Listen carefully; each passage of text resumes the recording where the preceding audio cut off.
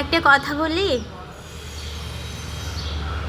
আমার মা আর আমার শাশুড়ির মধ্যে পার্থক্য কোথায় জানেন?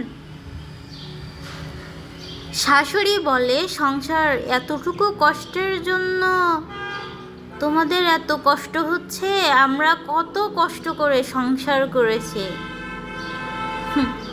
আর সেখানে আমার মা কি বলে জানেন?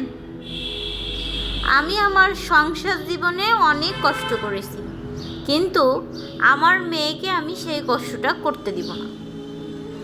হ্যাঁ, নিজের মা আর শাশুড়ির মধ্যে এতটুকুই পার্থক্য।